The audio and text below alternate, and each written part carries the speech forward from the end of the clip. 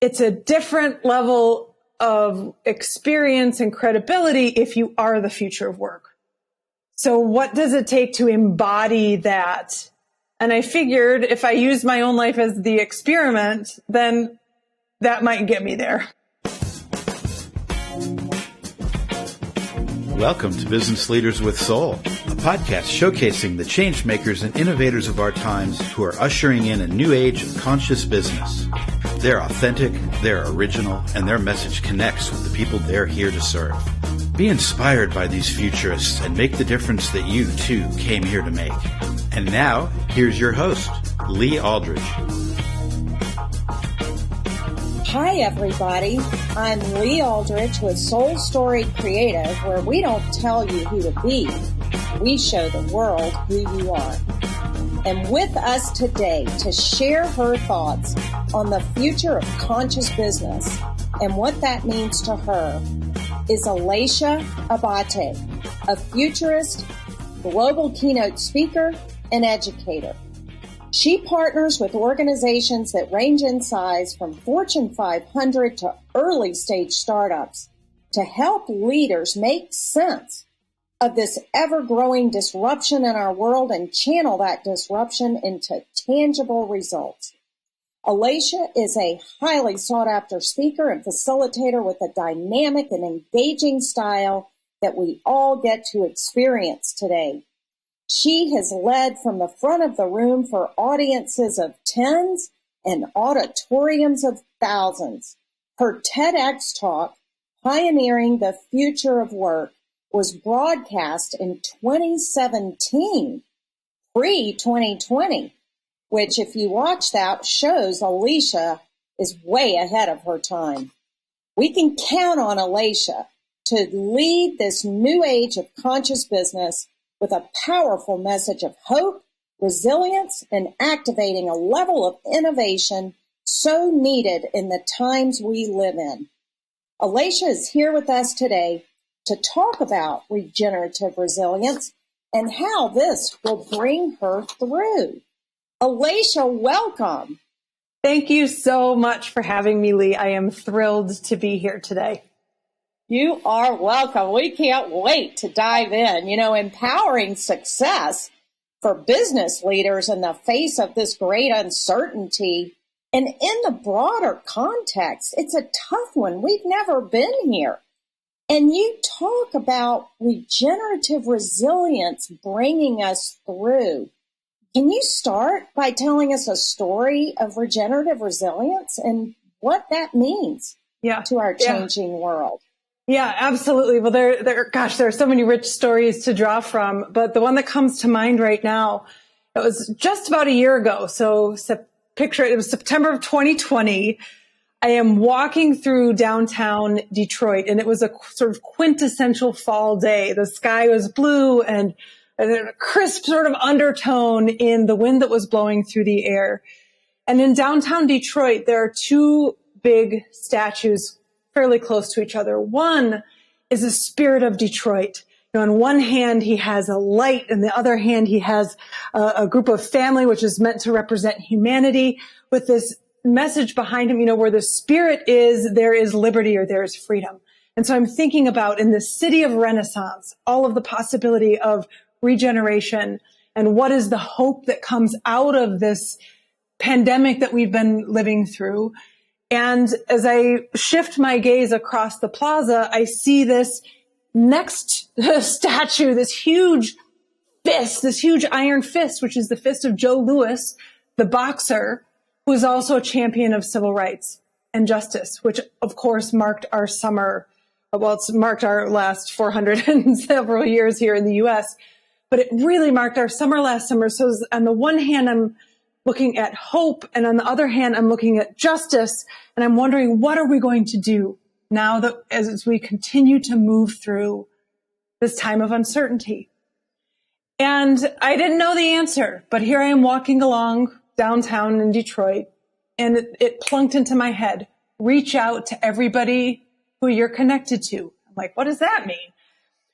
So what that ended up being was I reached out to all 4,700 and something of my connections on LinkedIn to invite everybody to connect. I figured the only way that we would know what comes next is to be in conversation with each other. And what ensued... Get everybody in the room. Get everybody in the room. What's going to happen? What are we thinking? What are we feeling? And more importantly, what are we going to do? How are we going to come out of this in a way that is productive?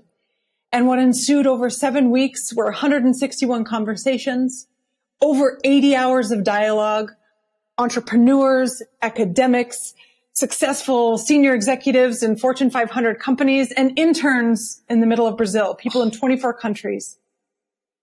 That is beautiful. Isn't it? That's the quintessential whole thing right there. Yeah. It was the biggest gift and one of the biggest transformative experiences I've ever felt. But what came out of that was this notion of regenerative resilience. We're not going to force our way through whatever comes next.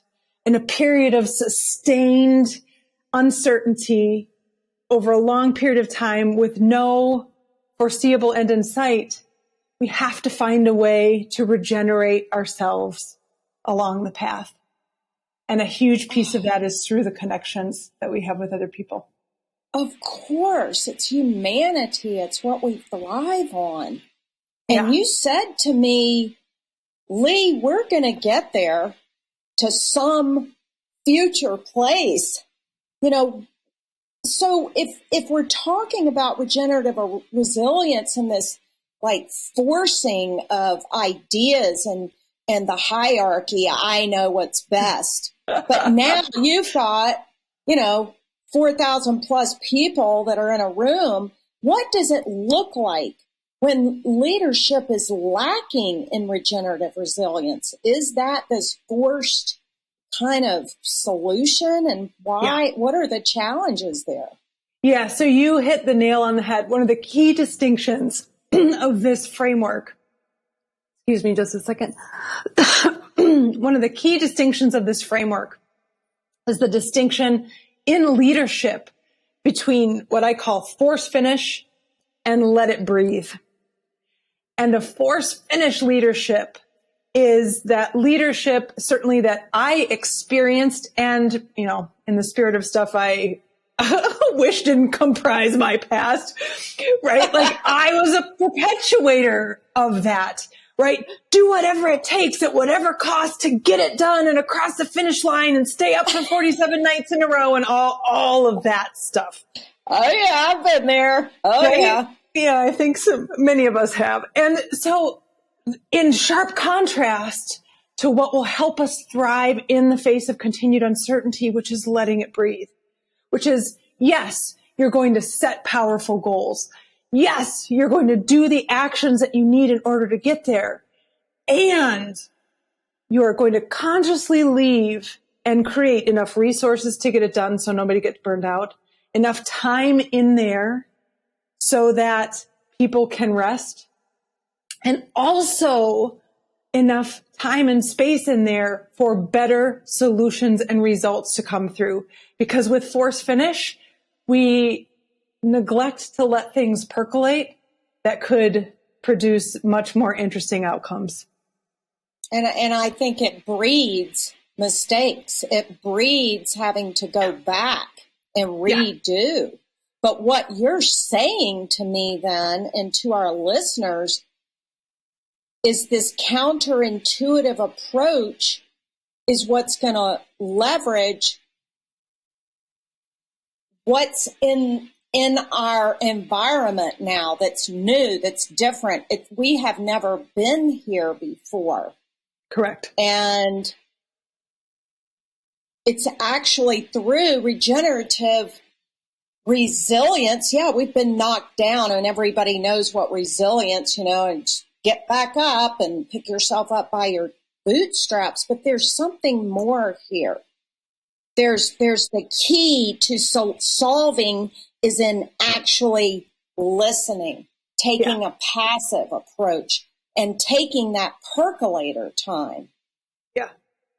Yeah. And so I would say part of it is more it's counterintuitive in there, right? So there's a receptivity in leaving time and space for things. And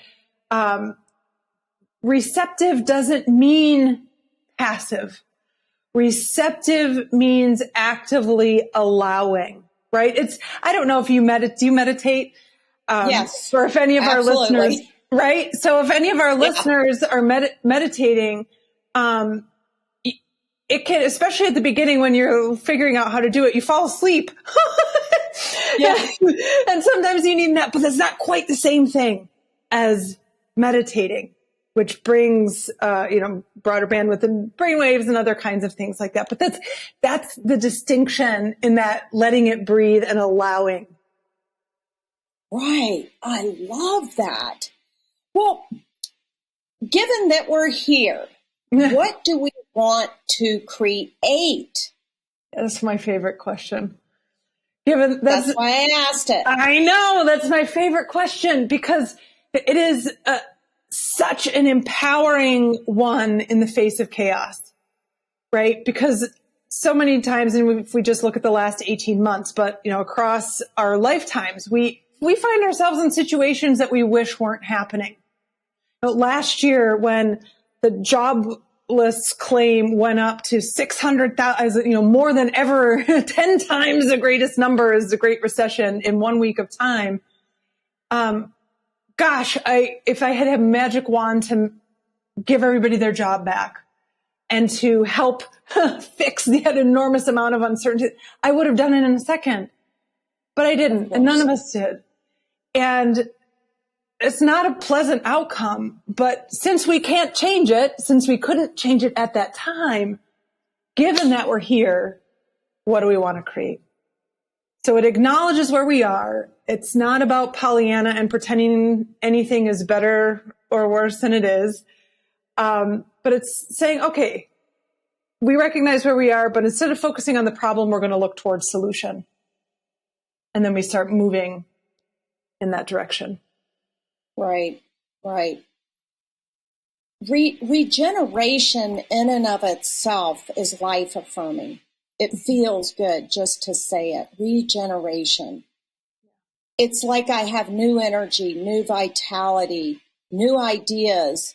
And I have found, as I'm sure many of us have, I can be in a frenzy with that pushing and I'm not ready and I got to force it.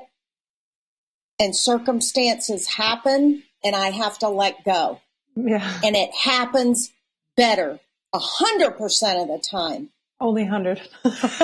Only 100. Only 100. So, are we designed to regenerate? Are we designed to really release this past that we can't go back to let go of so much? There's so much to let go of. And to regenerate. Are we designed for this? Can Absolutely. we do this? Absolutely. It's a part of our DNA. Quite literally, every cell in our body reproduces itself, some once or a couple times a day, some it takes 7 years or, a few years to regenerate. But literally, every cell in our being, if we are not the same person 5 years from now, literally, as we were 5 years ago. So our very being is made to regenerate. And one of the biggest illusions from my perspective of the time that we are living in, or the way the world is, in quotes, supposed to be, is that there shouldn't be any variability or change, and that we should be able to control everything, and that we are controlling everything. And things are constant. That's the biggest illusion on the planet. Yeah. The control. I know, right? Hello. So things are in constant change. Anyway, they are reconfiguring themselves and moving and vibrating. The universe is frequency. Even the atoms and molecules that we thought were solid are made of nothing but vibrational frequency. And so in that, of course, we are regenerative. The game is a mind game because we think that things should be a way, that structures are, that the world is the way it is, but it is this way because we have created it this way, not because it actually is. And we agreed to it. And we agreed, yes. Mm-hmm. And all we have to do in what you're saying is just step back. Yeah. Like, how do we get to this better place if it's not we're still going to have planning and strategy, but what is different now? Can you characterize it of how give us one thing we can do today that will get us on this road individually as leaders? Yes. So the one thing to do today is to stop thinking and start doing, trying. Start testing stuff. So I don't need you to believe me that a 5-year strategic plan is no longer a valid way to go about doing business. I don't need you to believe me in doing that. What I would offer is try something, try an experiment. Have a control group with your 5-year strategic plan and have a control group with a strategic map, which is a much more flexible way of going about strategy, and see what happens. Right? Learn how to do experiments, not experiments to prove a hypothesis correct or incorrect, but to see what you may discover along the way. Curiosity. And the distinction. Curious. The leadership as we move, it moves from a thinking leadership. It's, no different than the great masters have been telling us forever and always. There's thinking, there's doing, and there's being. And we are moving away from thinking into action and doing and shifting over into being the thing. So as we do, and we are in this spirit of experimenting and curiosity, well, I wonder if this will work. And you have your team. It's like, I wonder if that would work. What do you think?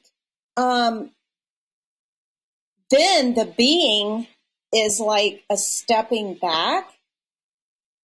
Like, it's so hard for us to not do.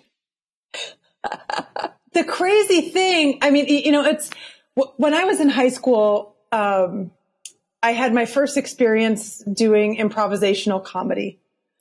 And there was a group improv, and there's an exercise that we would do with my old drama teacher, Jeff Crowley, and he would always prompt us, act as if this thing is true. Position your body as if this thing were actually here. Communicate with each other as though you were actually that kind of a person. And through the exercise of doing, you become. It's that experiential. Mm-hmm. We learn by feeling into others' input and collaboration. Yes. And listening. Yes. And the tactile from doing. Doing. Yes. When I did my first big life experiment around the future of work, where I put everything that I owned into storage, except for what fit into a carry-on suitcase, to go and search for answers to the question, how might we empower success in the face of great uncertainty? When was that? That was in 2017, early 2017. Yeah. So we've been living with this uncertainty thing. It wasn't 2020 did it to us. Yeah, exactly. And I decided to utilize myself as a part of the experiment because I was playing with this idea of, rather than thinking about the future of work or talking about the future of work, it's a different level of experience and credibility if you are the future of work. So what does it take to embody that? And I figured if I use my own life as the experiment, then that might get me there. Whether that's the case or not, I don't know. But yes, I would say it is. And that is an amazing story. If anyone hasn't seen your TED Talk, that brought me to tears, made me laugh, and dropped my jaw. I just couldn't believe it. It was fantastic. So, what opportunities do we have today as business leaders and thought leaders? Yeah, the exciting news about moments like this one that we're living in is that as we see and experience disruption is nothing different than opportunities that look different than what we're used to. So disruption is just a whole series of opportunities. They just are unfamiliar at the moment, at the beginning. And so rather than asking and saying, oh my gosh, how do we get back to whatever was, shifting our focus and saying, given that we're here, what do we want to create? What is this moment asking of us right now? And then more importantly, what is the future we want to design? What do we want that to look like? Because that's being designed in every action, decision, movement that we're making and taking right now. And the work you are doing is truly just playing off of that whole, when you saw the statues a year ago, the hope and the justice. That's what we're all yearning for, is the justice, the possibility. And now you're giving us the keys with what we already are designed to do, to regenerate, to be strong. The only thing constant is change. You said that before. Yeah. And we've been going through this. We've been in a state of uncertainty. Let's just embrace it, face it, and see what's out there. Because we're all, I mean, we've talked about this before offline. We're going to end up in the future when, unless God forbid we kick the bucket tonight, right? Like we're going to end up at some future point. And so since we're headed there, why not be proactive about what proactive and intentional about what we're creating and utilize the disruption that we're experiencing to create a world that's better, that's more just, that's equal, where people have equal access to opportunities. I mean, that is what I see as the opportunity and the possibility of where we are right now. And because the alternative is, it's untenable. That we don't, that we allow the digital gap to continue to divide, that we allow climate change to perpetuate, that's not the world that I would like to live in, that we allow racial injustice to continue. So since we're here in this moment of disruption and change, how might we come together to create outcomes that better serve us all? And I just love you have the tools to actually do that, the map and a beautiful signature system that you have created based on your experience, your knowledge, the wisdom that you've gotten from that. It's just incredible. Well, as we wrap up, I've got my question, like, what does having a soulful message in your business mean to you? Yeah. Having a soulful message in business runs along the lines of what we spoke about earlier today, which is moving beyond the thinking in business. I'm sure we can all be analytical and plan and do all the things that the textbooks recommend. But when you lead with your heart and when you lead with the questions like, what do I want to create? What kind of impacts do I want to have? How do I want to use my life? That's soulful business. Yeah. There's no separation anymore, is there? No. No. And it's a beautiful, comfortable thing for me anyway. Yeah. Oh my goodness, we're about out of time. Is there anything else you'd like to add? Can you tell us how to connect with you? How can our listeners learn more? Do you have anything to offer us? Absolutely. Yes. So of course you can reach me on my website, elatiaabate.com. I'm most active online on LinkedIn, and my regenerative resilience program that I work with corporations and large groups to help people build that regenerative resilience. How do you find clarity in the face of uncertainty? How do you regenerate your energy in teams? How do you create the connections and foster the connections that you need in order to thrive? So that's what I'm most excited about now. And simply in wrapping up, Lee, I just want to thank you for inviting me to be a part of this conversation. What a gift to be here with you.